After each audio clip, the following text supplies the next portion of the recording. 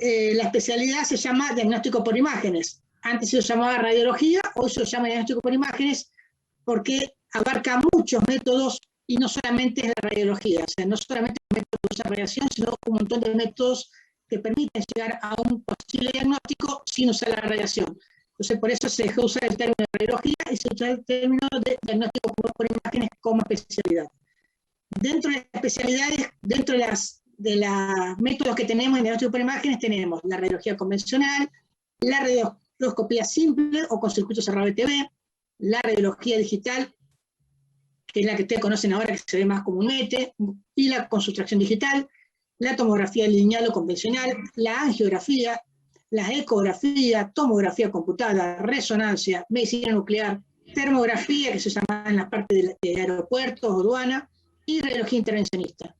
En esta clase vamos a tratar de hablar un poquito de cada cosa, y si tienen alguna duda me van frenando. Partiendo de lo básico, que ustedes ya lo habrán visto en cuarto, cuando le dieron algo de imágenes, lo básico del diagnóstico por imágenes es la radiología, ¿no? La radiología convencional. Ustedes saben que la radiología se produce gracias a un paquete de energía electromagnética, que se llama fotón, y forman parte de un espectro de radiación. Es como si fuera la radiación solar, pero dentro del espectro de radiación, la rayos X hace unas vibraciones más rápidas que nos permiten atravesar los objetos y darnos la información en la placa. ¿Qué propiedades tienen? No solamente atraviesa el objeto, sino que sepan que cada objeto que atraviesa parte de la radiación es absorbida o desviada. Por eso es importante tener cuidado con la radiación, porque puede el cuerpo absorber esta radiación y producir efectos adversos. Una vez que atraviesa el cuerpo, en el chasis o en la placa, produce una luz al impactar con una sustancia fluorescente que tienen los chasis, y eso va a impresionar la placa radiográfica por medio de las precipitaciones de sal de plata que se van a ver ustedes en la radiografía. Estas son las radiografías comunes, no las digitales que hay ahora, que las digitales que hay ahora lo hace todo por medio de computadora, ¿no? Todo lo que es radiación tiene un efecto ionizante, por eso hay que tener cuidado, porque ioniza lo que es la molécula, y por eso también se puede utilizar como radioterapia. ¿Cómo se producen los rayos X? Tenemos un cátodo y un ánodo. El cátodo se calienta a más de 2200 grados centígrados. Este calor va a producir una nube de electrones. Esta nube de electrones, por una diferencia de potencial, va a llevar a que colisione contra el ánodo, y de ese choque se va a producir un 99% calor, un 0,9% de desaceleración y un 0,1% de radiación ionizante. Para que los rayos no salgan para todos lados, hay una calota, que es como una estructura plomada, que tiene una sola ventanita, y esa ventanita hace que los rayos salgan por una sola dirección. Acá tienen como es el cátodo y el ánodo. Acuérdense que cuando choco contra el ánodo se produce la mayor calor, por eso justamente la calota está cubierta con un aceite, que es para que no se recaliente demasiado y mantiene un poco más la temperatura. Todos imagino que algún día habrán visto una sala de rayos X, pero bueno, para aquellos que no la vieron, esto es el tubo donde está el cátodo y el ánodo. ¿Ven la flechita, no? Del mouse. Bien. Sí, se ve. Perfecto. Este es el tubo donde está el cátodo y el ánodo. Esta es la ventanita por donde salen los rayos, y podemos sacar radiografía de pie o acostado. Cuando hacemos de pie, podemos tener el Potter-Bucky, que es esto blanco que está por delante, la placa se pone por detrás, y el Potter-Bucky es como una grilla que permite que los rayos que van zigzagueando no pasen, y pasen los que van en mejor dirección, lo que va a permitir que la radiografía llegue más nítida. Por eso la radiografía de tórax se conviene hacer con Potter-Bucky, porque se ve mucho mejor lo que es la trama vascular. ¿Qué es importante que quiero que se acuerden ustedes? No solamente porque yo hago más pediatría, sino para la vida de ustedes el día de mañana, que hay que tener cuidado porque estamos trabajando con radiación. Entonces, cuando ustedes piden un método que utiliza radiación, como es la tomografía, como es la radiografía, hay que tener cuidado porque tiene que estar bien justificada y no pedir por pedir. Desde el punto de vista técnico, uno trata de mejorar la radiación, de que disminuir la radiación para la gente, y una de las cosas que se hace es el Potter-Bucky, que eso yo les mostré hoy, que evita la radiación secundaria, y por eso mejora la calidad de la imagen. Otra de las formas que tenemos es usar pantallas reforzadoras. que son buenas porque al utilizar pantallas de mejor calidad, permite que esta sustancia fluorescente que les nombraba hoy haga mejor definición en la radiografía, y entonces con menor dosis vamos a tener mejor definición en la radiografía. Después lo otro que tenemos son los identificadores de imágenes, que nos permite mejorar, sobre todo cuando hacemos radioscopía, que para aquellos que usamos, apretamos el pedal para mandar radiología, y a través de un televisor podemos ver en vivo cómo se está viendo el cuerpo. Por medio del identificador de imagen mejora de 2.000 a 4.000 veces esta imagen, entonces usamos menor radiación porque lo vemos mejor y permite irradiar menos el paciente. Y otra cosa importante, que eso sí tienen que ver ustedes, que no es tan técnico, pero sí tienen que valorar, es la colimación. ¿Qué es la colimación? La colimación es achicar el campo de estudio a lo que necesitamos. Es decir, si ustedes piden una radiografía de tórax y le trae el paciente una radiografía tóraco-abdominal, traten de hablar con el técnico y decirle que ustedes quieren una radiografía de tórax que no necesitan irradiar el abdomen. O sea, no tienen que irradiar de más. Si piden de tórax, que el técnico haga de tórax y no haga una tóraco-abdominal. Si piden de abdomen, que no haga una parte de tórax. O sea, irradiar cosas que no necesitan no tiene sentido. Y eso se logra con el colimador, que es achicando el campo al estudio necesario. Hoy en día, con las radiografías digitales, a veces nos mienten. ¿Por qué? Porque lo hacen con la computadora los técnicos. Una vez que hacen la radiografía, por ejemplo, la tórax abdominal, ustedes pidieron el tórax y la achican en la computadora, y ustedes llegan la radiografía de tórax verdadera, como si fuera verdadera, pero en realidad le dieron de más. No van a saber ustedes si le hicieron de más o no.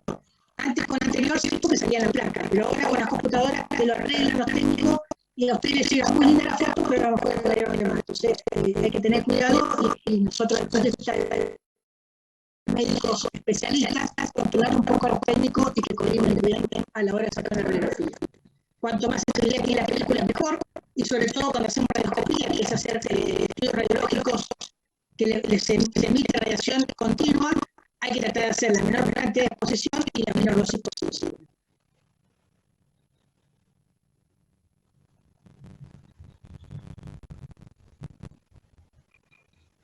Bien, bien.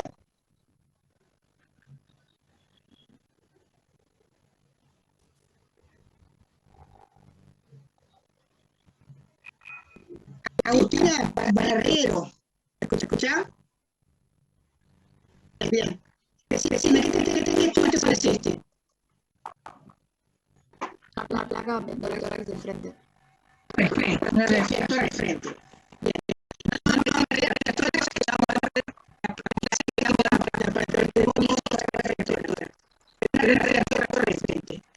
Bien, bien. Cuando hay radiografías, tratamos de no decir posterior, frente, pero no saben qué es posterior, ya vamos a ver cómo es una radiografía cuando veamos tórax. Pero acá tiene la radiografía de frente. Fíjense que en radiología estamos viendo imágenes negras y imágenes blancas. Lo negro se dice radio lúcido, y lo blanco se dice radio opaco. Esas son las términos que tienen que empezar a utilizar ustedes. Cuando ven algo blanco, radio opaco; cuando ven algo negro, radio lúcido. ¿No? Vamos a ver por ahí. Otro método que hay de utilizar radiación es la radioscopía. La radioscopía es un estudio que emite radiación continua, y vamos viendo en un televisor cómo lo que podemos estudiar, ya sea la parte digestiva, ya sea el movimiento del diafragma, o sea, estamos viendo en vivo cómo estamos viendo, cómo está actuando el organismo. Sobre todo en niños digestivos, que pasó una ceguera, nos pasa la radiografía y en el momento justo todas las veces estamos mirando, nosotros la radiografía nos da justo como tiene que verlo. Entonces, de esa forma hacemos como una radiografía bien hecha. Sobre todo para qué, para el digestivo, angiografía, tomografía, hacerse que le esté radiografía, y para ver la propiedad de la trompa y para ver la propiedad del útero. Para el intervencionismo, vamos mirando si estamos bien con la aguja, si queremos hacer un contraste en un hombro, por ejemplo, vamos viendo cómo estamos poniendo la aguja. Y otra cosa que se hace para que la movilidad diafragmática, en el caso de una parálisis diafragmática. La convención normal hoy en día está todo el sensor de PTP, que nos permite ver bien la pantalla y ya no podemos sacar la radiografía. Bien, bien. Después, al final, le voy a mostrar cómo se ve el video de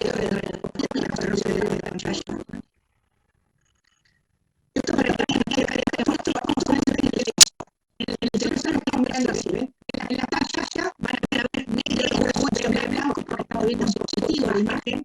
Acuérdense que la radiografía que ustedes ven es el negativo, por eso se llama negatoscopio, que lo ponen. El dispositivo va a ser al revés, van a ver los huesos negros y el aire más blanco, a nivel de la columna cervical. Entonces podría mostrar un video para que vean. La radiografía digital es la que ustedes están ya casi no conocen todos, casi ya no pueden ver la radiografía. Lo que permite la radiografía es que los rayos son receptores, entonces cuando lo pasamos por la computadora lo transforma en imagen y esa imagen no puede manipular, es decir, puede poner una cámara, la pura, achicar la imagen, puede poner un zoom, muchas cosas para la computadora, por lo cual hoy en día es muy bueno que no se repite tanta radiografía, porque si sale muy clara, la podemos aclarar, si sale muy clara, la podemos hacer, entonces permite no repetir la radiografía. Pero hay que tener cuidado con lo que decía, muchas veces se puede corregir, los técnicos sacan de más y después la corrigen hacia una computadora para que salga linda la fotito. Y cuando hablamos de extracción digital es cuando estamos sacando parte de la anatomía por una computadora, por ejemplo, cuando queremos sacar el hueso, en la radiografía, con los brazos, cuando ponemos contraste con los brazos al niño, uno puede sacar el hueso para que se vea con los brazos y eso es una extracción digital.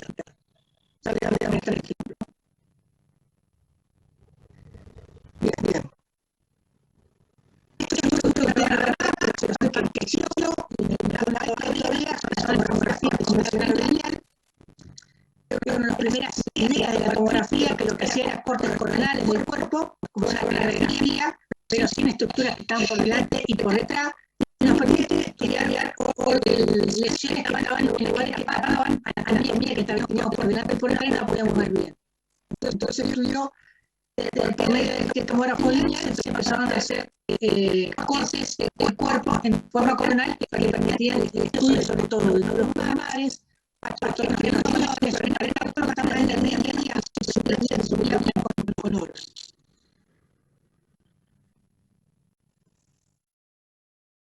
Los brazos son, ¿cómo es el sol? ¿Qué es el sol?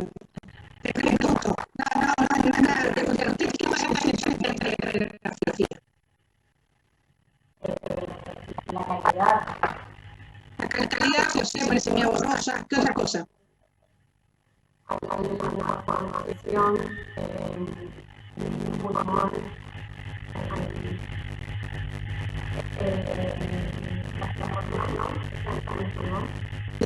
la formación modular heterogénea. Que tiene áreas luces y radio opaca.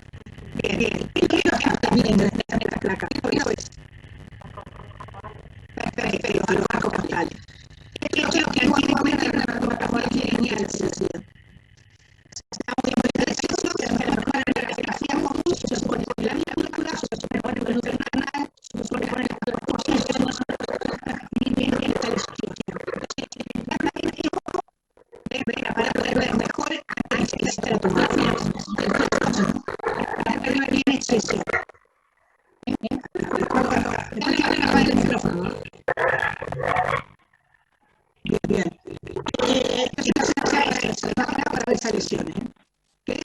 Hoy en día cuando vemos que lesión la radiografía pasamos al tomógrafo, en este caso de esta lesión. Angiografía. La angiografía, como dice su nombre, es el estudio de los vasos. Hay ganglios venosos que nos permite estudiarlos por medio del contraste.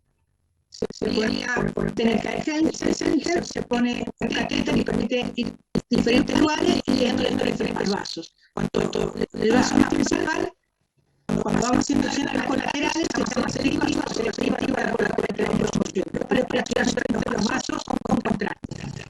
Y se denomina angiografía convencional cuando estamos viendo los vasos con contraste y en el fondo estamos en el hueso, se sacamos la radiografía con los vasos con contraste y podemos también los huesos. Sustracción digital es cuando vemos los vasos, pero no vemos los huesos. Así que por medio de sustracción podemos sacar el hueso y vemos solamente los vasos. ¿Qué indicaciones tiene? Lo bueno es que tiene dos indicaciones, una diagnóstica y otra terapéutica. Como por ejemplo, cuando hay un aneurisma, para tratar un aneurisma, cuando hay una estenosis, para tratar una estenosis. Todos esos métodos que ustedes sabemos que podemos tener nos permiten ser diagnóstico y terapéutico. Acá, por ejemplo, tenemos una angiografía convencional a nivel de los vasos intracraneales. Fíjense que tienen ahí la pericallosa. Entonces estamos viendo los vasos intracraneales, pero a su vez están viendo la calota, el hueso, la calota. Entonces es una angiografía convencional, pues están viendo los vasos y la calota del hueso. En cambio en esta es una angiografía con sustracción digital. Están viendo los vasos, que en este caso es el antebrazo, pero no están viendo ni el cúbito ni el radio. Sacan los huesos y de esta forma permite ver mejor esta malformación que tiene este paciente. Tiene una malformación vascular, fíjense a nivel del codo, con vasos tortuosos, que con los huesos muchas veces cuesta verlo, y en cambio acá, al no tener los huesos, permite verlo muy bien. Entonces acuérdense, en angiografía tenemos dos tipos, convencional y con sustracción digital. Bien, esta es convencional, fíjense que se ven las vértebras, y acá se ven los vasos con contraste. Lo que pasa es que acá se está viendo negro el hueso porque estamos sacando una foto en la pantalla, una foto del positivo, de la pantalla.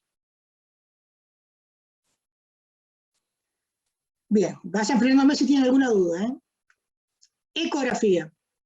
La ecografía se basa en la impedancia acústica de los tejidos, de acuerdo a cómo las estructuras se van reflejando con el sonido. Si el sonido va chocando contra diferentes estructuras, rebota y el sensor lo capta de acuerdo a cómo va rebotando en las diferentes estructuras. Ustedes habrán escuchado que el aire no es bueno para la ecografía.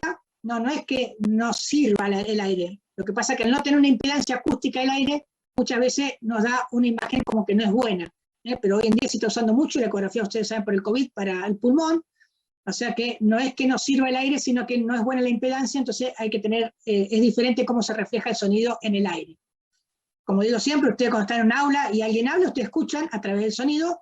La única diferencia es que no hay nada que rebote, por eso es que para el ecógrafo cuesta ver cuando hay aire. Pero hoy en día, para pulmón se está haciendo mucha ecografía y permite ver muy bien muchas cosas. En ecografía tenemos diferentes modos. Cada modo tiene una letra diferente. El modo A es para ver la amplitud gráfica de la diferente impedancia acústica que va a tener el tejido. Se usa mucho en oftalmología, lo usan los oftalmólogos. Fíjense, acá tienen el globo ocular y está haciendo una gráfica de la impedancia acústica de los diferentes tejidos. Tienen la cámara anterior, cámara posterior, fíjense que casi no hay impedancia, y los órganos, lo que es la retina, lo que es el cristalino y todo, sí hace impedancia. Entonces lo usan mucho el oftalmólogo para ver cómo está las diferentes estructuras del ojo por el modo A.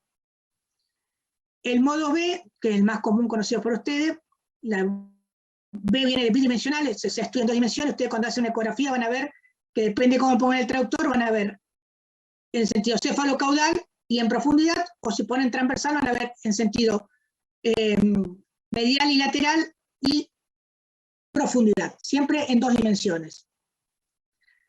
¿Qué es lo que quiero que se acuerden de esto? Acuérdense cómo se habla en ecografía. Así como dije cómo se habla en radiología, tienen que acordarse cómo se habla en ecografía. Cuando ven algo negro, se dice que es anecoico, como el agua de la vejiga, el agua de la vesícula, todo lo que sea líquido puro, lo van a ver anecoico.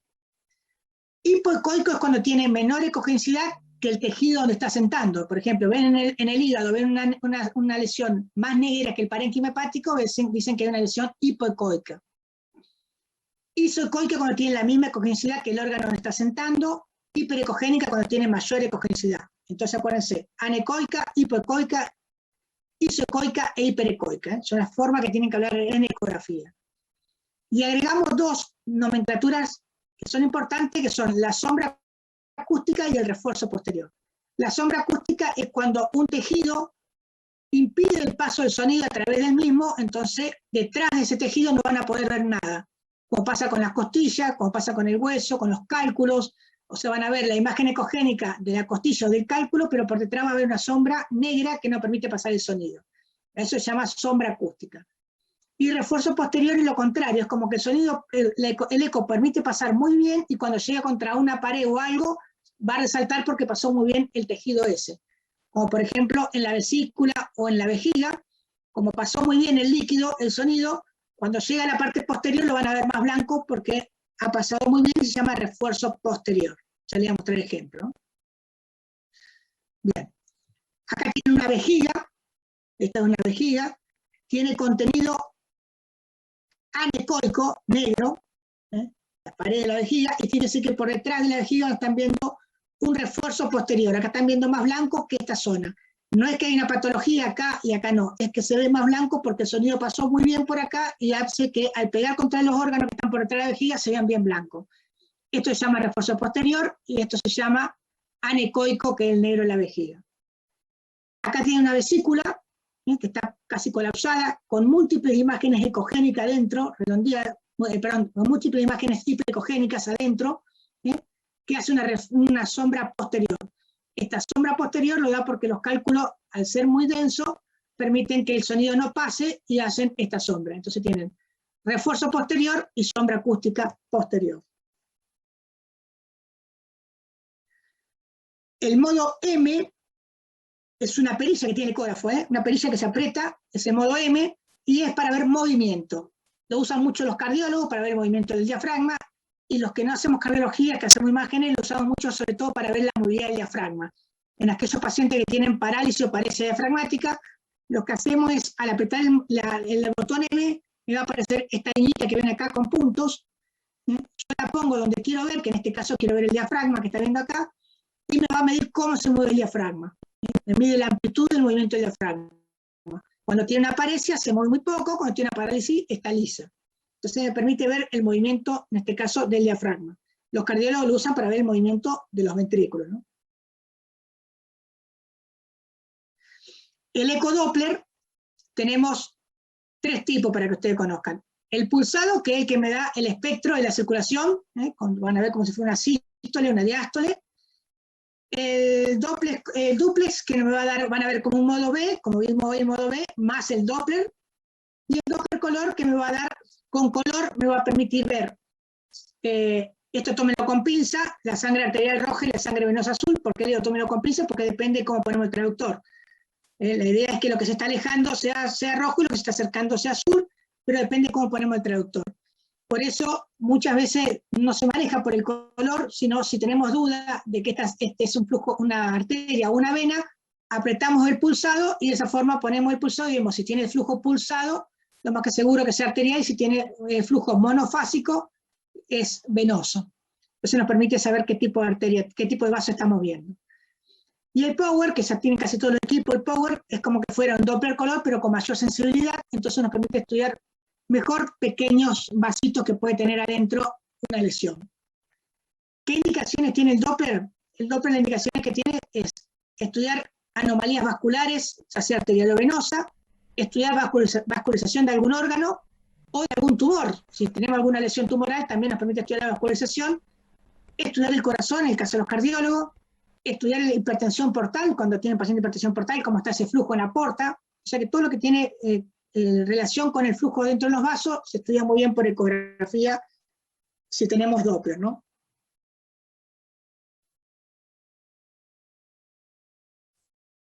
Hay gente que se está entrando tarde. Bien. En este cuadrito que ven acá es el Doppler pulsado. Fíjense que ponen ahí, es el caliper que le ponen ahí donde está en el vasito este, y me está diciendo que tiene flujo sistólico y diastólico. Estamos hablando de una arteria. Acá tenemos el Doppler color, ya le digo, tómenlo con pinza los colores en este caso. Este es el Doppler color, fíjense que acá hay vasitos que no se logran ver con el color, y cuando ponemos el Doppler, el power, que tiene más sensibilidad, permite ver mejor todos los vasos. El power hoy en día es muy útil, y bien, es más, los power ya, antes los power venían de un solo color, ahora también los power están viniendo ya de rojo y negro, rojo y azul también. Bien. Profe, disculpe. Sí. En la ecografía, digamos, en la parte venosa, monofásico que usted dijo, ¿cómo se observa? ¿En la arterial pulsado y en la venosa? Tal vez no tengo ningún ejemplar. Se va a ver así. ¿Viste cómo está yendo acá abajo? Ajá. Bueno, una línea así derechita. Bien. Todo derecho. Monofásico, va a ver todo como una franja así y se va viendo derecho. Bien. Bifásico cuando tiene 2 ondas, trifásico cuando tiene 3 ondas. Bien. Realmente lo venoso lo va a ver monofásico.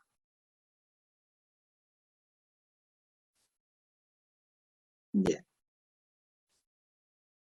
¿Tenían alguna clase ustedes de algo? A las 7 Ahora tenemos antes, nosotros.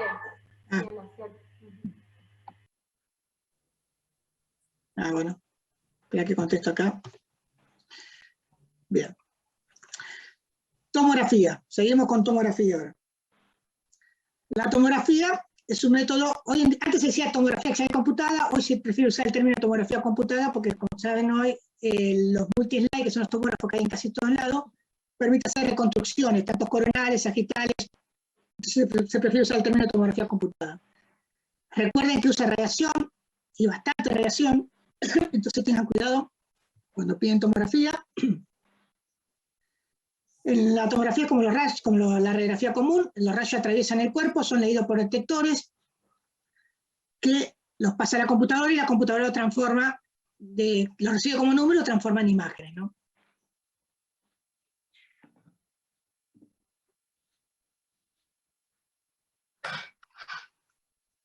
Para los que nunca vieron un tomógrafo, el tomógrafo es como si fuera un anillo, que es el gantry o túnel.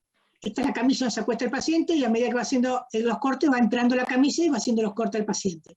Siempre la tomografía se hace acostado. Yo he visto pedidos que piden tomografía de pie, así que la tomografía no existe, solamente acostado la tomografía. Esta es la consola, acá donde está el técnico y ahí entra el paciente y va planeando, el técnico va planeando los estudios a medida que va haciendo, depende de lo que están pidiendo, van planeando el estudio y va viendo el paciente cómo está. Se puede utilizar contraste, un contraste se puede usar no solamente endovenoso, que es muy importante usar sobre todo cuando queremos estudiar procesos tumorales o infecciosos, o malformaciones vasculares, sino también se puede utilizar el contraste oral. Hoy en día con los tomógrafos que hay, que son muy buenos, solamente dándole agua a los pacientes se ve muy bien lo que es el intestino. Antes se usaban contraste baritado o hidrosoluble, que hoy en día está casi en desuso. Y lo que más se usa son los contrastes endovenosos cuando queremos estudiar alguna malformación o alguna lesión, ¿no? También se puede poner aire, tanto por sonda nasogástrica o por sonda rectal, se puede poner aire y estudiar muy bien todo lo que es el estómago o el recto. Pero recuerden que la tomografía también se puede pedir con contraste. Es más, cuando sea proceso tumoral o infeccioso, acuérdense de pedirla siempre sin y con contraste endovenoso, ¿no? En tomografía podemos medir las diferentes densidades que tienen las lesiones o los órganos, y generalmente decimos que el aire tiene una densidad de menos 1000 a menos 4000, la grasa de menos 20 a menos 200, el agua de 0 a 20, la más neutra el agua, los tejidos sólidos de más 20 a más 150 y el calcio más 200.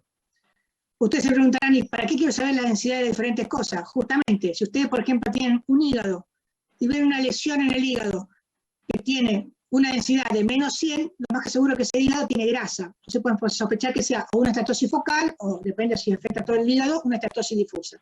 Entonces les sirve para ver qué característica tiene la lesión que están viendo de acuerdo a la densidad que tiene esa lesión. Eso se pone como si fuera un caliper, un cuadradito donde queremos medir, y ahí te salta automáticamente la computadora, te pone qué densidad tiene esa lesión. Cuando inyectamos contraste endovenoso, generalmente las lesiones aumentan, las lesiones, los órganos en sí que reciben sangre, aumentan su densidad entre 20 y 30 unidades Hadfield. Acá tienen cómo se el aire, acuérdense que se va a ver negro, la grasa gris negra, el agua blanca, el calcio bien blanco y el metal más blanco todavía. ¿Y qué es lo que tienen que acordarse ustedes? ¿Cómo se habla en tomografía? Que como ya les dije, radiología, ecografía y ahora tomografía. ¿Cómo hablan en tomografía? Hablamos de densidad. Hipodenso es cuando lo ven más negro que el órgano está sentado, isodenso cuando tiene la misma densidad, e hiperdenso cuando es más blanco. Y los órganos tenemos que mirar cómo está la textura, si es homogéneo o heterogéneo. Un ejemplo, acá tiene una tomografía de abdomen superior, donde están viendo el hígado, que está homogéneo, tiene contraste, porque fíjense que la aorta está más blanca que el hígado, la vena cava está más blanca que el hígado, y la porta está más blanca que el hígado, por eso tiene contraste. Eso están viendo acá, es parte del ligamento falciforme y de la vesícula, esto es el vaso, y esto es el páncreas. Fíjense que los órganos sólidos siempre tienen que estar homogéneos. Si llegan a ver una lesión, tienen que ver si la lesión ya está más negra o más blanca. Si está más negra, dicen que está hipodenso, si está más blanca, dicen que está hiperdensa. ¿Qué tienen que acordarse ustedes del aspecto técnico del tomógrafo. Si bien, no sé, el día de mañana van a trabajar, todavía existen algunos tomógrafos convencionales, pero los tomógrafos convencionales hacían cortes axiales nomás. ¿Cómo eran los tomógrafos convencionales? Hacían un corte, corrían la camilla, un corte, corrían la camilla, un corte, corrían la camilla. O sea que estudiamos esta parte no estudiamos. Estudiamos esta parte no estudiamos. Hoy en día con los helicoidales va rodando, va dando vueltas a medida que va avanzando el paciente, entonces nos va a permitir no solamente estudiar esta parte, sino también esta que corre la camilla, porque sigue dando radiación el paciente a medida que va corriendo y captando el tomógrafo. Entonces esta zona la va a reconstruir entre el corte este y el corte del siguiente, va a reconstruir lo que está en el medio de acuerdo a los dos cortes. Entonces permite hacer mejores imágenes y que no se nos coma algo en ese espacio que quedó libre. Cuanto más canales tiene, acuérdense que hay de 16 canales, 64, 120, 180, y hasta 360 canales. Cuanto más canales tiene el tomógrafo, mejor es, porque va a tener mayor canales que va a emitir radiación y mayor canales que va a recibir. Entonces, por ende, la reconstrucción va a ser mejor y va a permitir hacer cortes mucho más finos. Los tomógrafos helicoidales, que son esos que dan vuelta como una espiral, nos permiten que el tiempo sea más corto para hacer una tomografía, y produce mejor definición anatómica y hacer reconstrucciones.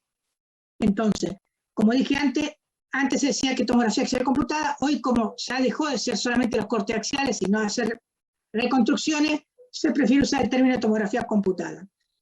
Acá tienen, por ejemplo, una tomografía computada con una reconstrucción coronal, una reconstrucción sagital y una reconstrucción de estructuras óseas, que esto lo tiene que tener el software del tomógrafo, ¿no?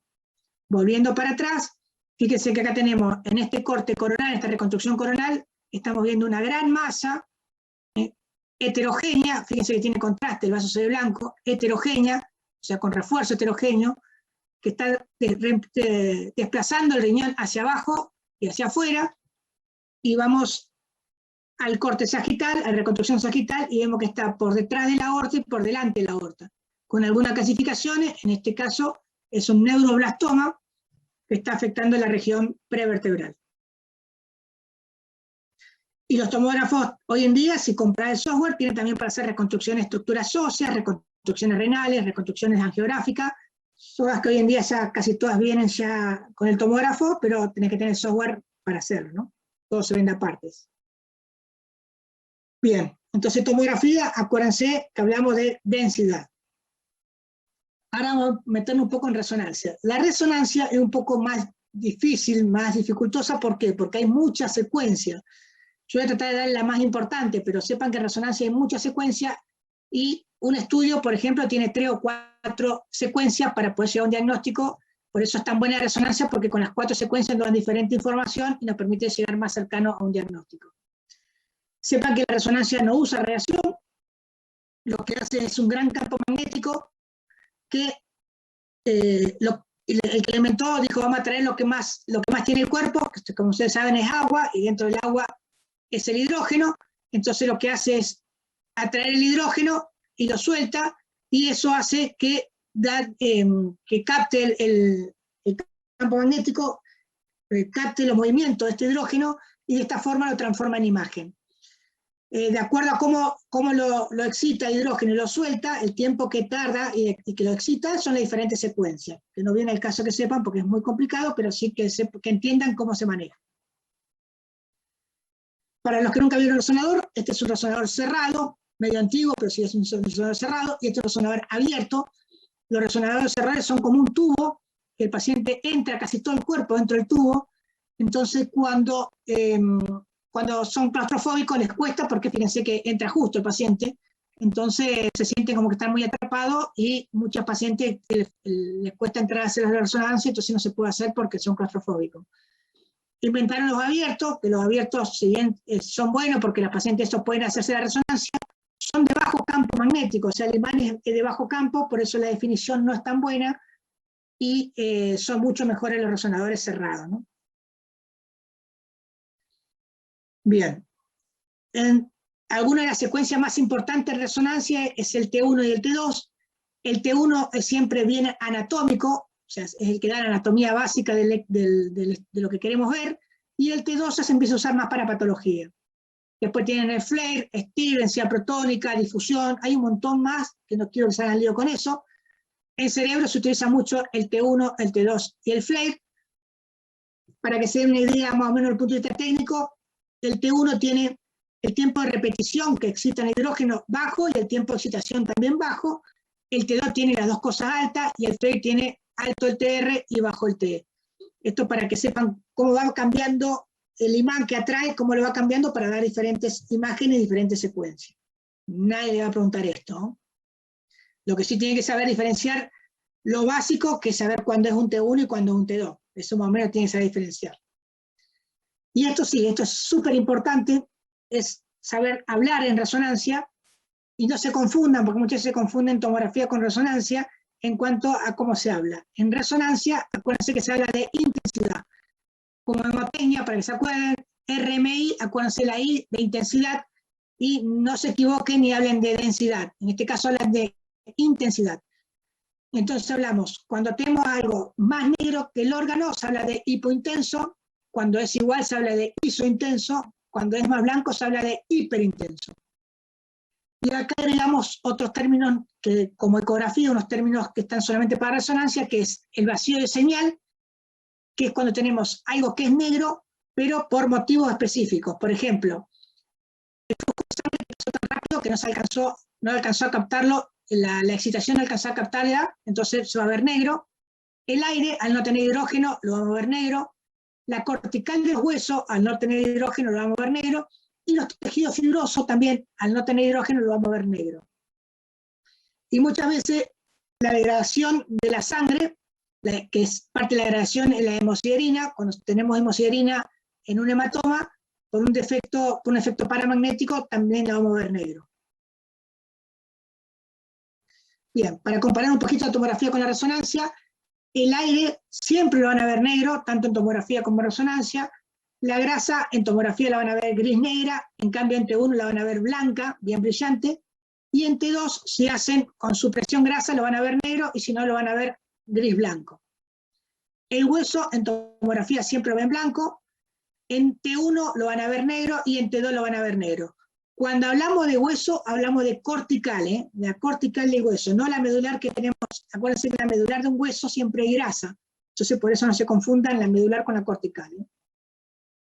Y el líquido cefalorraquídeo, o cualquier líquido que ustedes vean, en tomografía lo van a ver negro, en T1 lo van a ver negro, y en T2 lo van a ver blanco. En resonancia también existe un contraste, que es el gadolínio, que se inyecta por vía venosa, y se utiliza para valorar vascularización de órganos o algunas patologías que quieran ver. Sobre todo siempre recuerden de pedirlo con contraste, de nuevo repito, cuando sea procesos tumorales o infecciosos, siempre recuerden de tratar de pedirlo con contraste. ¿Cuáles son las principales indicaciones de la resonancia? Sistema central, médula espinal, columna, osteomioma articular, se ve muy bien tanto los tendones, los ligamentos, el líquido articular, como las cortical del hueso.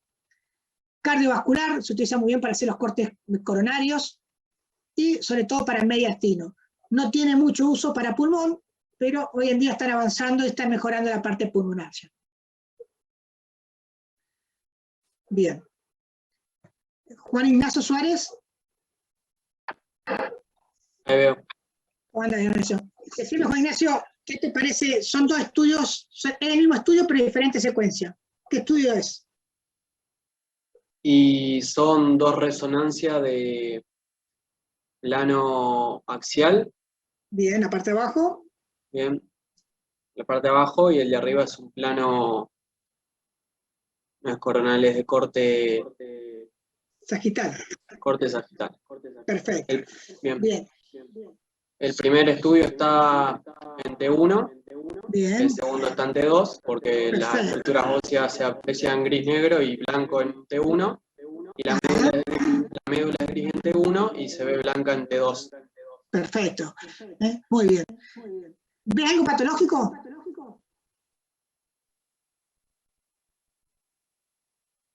Sí, ¿Puede ser que se vea algo en la apófisis espinosa de las cervicales? No, están bien. Fíjate vos fíjate que tenés, si movés el mouse, te va a aparecer un lapicito abajo. Abajo o arriba, no sé, depende de la computadora. ¿Lo viste? Si muevo el mouse.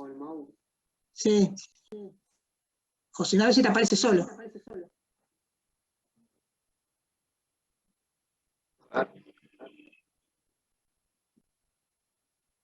No, profe, creo que vos solo podés ver el. Me parece que es únicamente que comparte pantalla.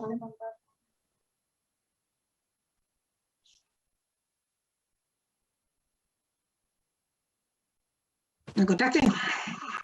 No me aparece. Arriba donde dice View Options, tenés que apretar donde dice ¿Anotar? para anotar. Ahí. Ajá.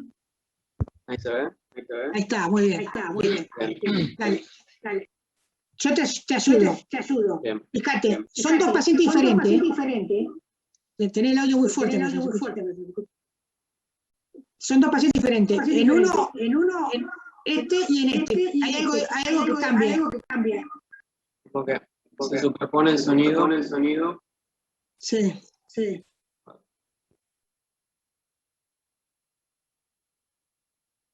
A ver ahí.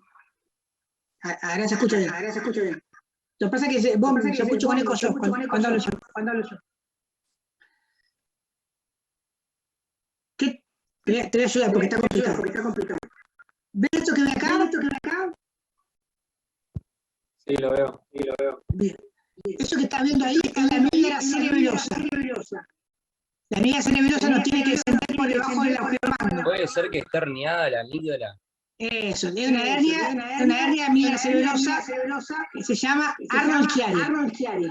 Perdón, profe, no Sí. se escucha nada. Edu, creo que es tu micrófono el que está haciendo doble sonido. Fíjate quién es el que está hablando recién. Era yo, Juan Ignacio Suárez. Juan Ignacio, cerrame el micrófono. Sí, lo estoy cerrando. Pero Ya igual está, yo- era yo porque tenía el parlante. Ya lo apagué y puse los auriculares. Dale, listo, gracias. Bueno, eso que ven ahí es un descenso de la media cerebelosa, una herniación, que es cuando desciende por debajo del agujero magno y se llama Arnold-Chiari. Después búsquenlo si quieren. Arnold-Chiari hay diferentes tipos, 1, 2 y 3, de acuerdo con qué se relacionen. Pero cuando hay un descenso se llama Arnold-Chiari. ¿Cuál es el problema de esto? Al descender la media cerebelosa, choca contra el bulbo choca contra la parte anterior y me puede producir pausa respiratoria hasta la muerte, ¿no? Lo que hacen los neurocirujanos es le sacan parte del hueso acá para ampliar el agujero magno y que no colapse, que no comprima el bulbo. Pero eso para que vean que acá está bien, hasta ahí llega la media cerebelosa y acá en este caso está descendida. Por eso el T2 es muy bueno porque al tener el líquido blanco nos permite ver mejor tanto hernias o anatomía, ¿no? Nos permite verse alguna alteración anatómica. Y en el corte axial también están viendo ahí parte de lo mismo. Bien. Entonces acuérdense, lo más importante en resonancia T1 y T2, diferenciar los líquidos y sobre todo hablar de intensidad, hiperintenso blanco, hipointenso más negro. Medicina nuclear utiliza marcadores radiactivos. Generalmente lo que hace, depende de lo que queremos estudiar, lo marcamos con sustancia reactiva y lo inyectamos al paciente. Es decir, si queremos